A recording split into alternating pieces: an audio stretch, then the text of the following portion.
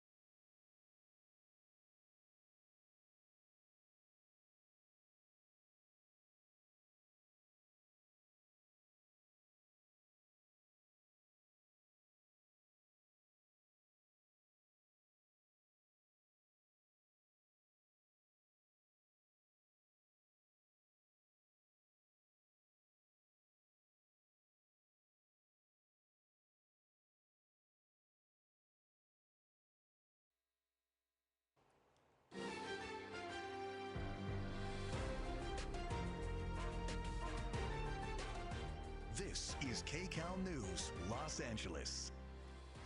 The Biden administration wants to trash those so-called junk fees, and he has spent the past year slowly chipping away at them. But will his efforts really help consumers? On your side's Christine Lazar takes a look. Junk fees are those pesky, often surprise charges that can really add up on things like hotel rooms, concert tickets, and airplane fares. President Biden has said he's going after these fees because, quote, folks are tired of being played for suckers. Overdraft fees on bank accounts are one of the areas Biden has focused on, and many of the big banks have lowered those fees. A Bankrate survey found that on average, overdraft fees fell 11% from last year when those fees hit an all-time high. Still, Bankrate found that 96% of the accounts they surveyed still had overdraft fees, totaling on average close to $30. The White House is trying to cap those fees at $8. Biden's effort to have more transparency with the true price of event tickets, from concerts to sports, has had more success. Major players like Live Nation and Ticketmaster, they've committed to making it easier for customers to compare all-in ticket prices.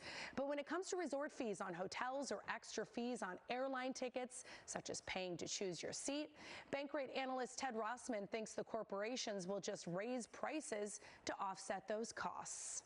I'm a bit cynical on this. I don't think that people will save much, if any, money. I mean, I do think transparency is a good thing to the extent that we can know this all-in pricing.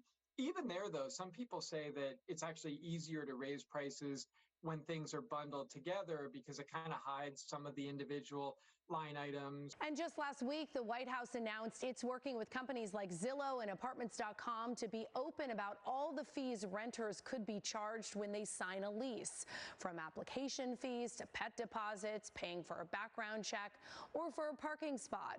Now, there is some pushback from the industry saying these fees are the cost of doing business. Biden has also called on Congress to pass a Junk Fee Prevention Act. Christine Lazar, Kcal News.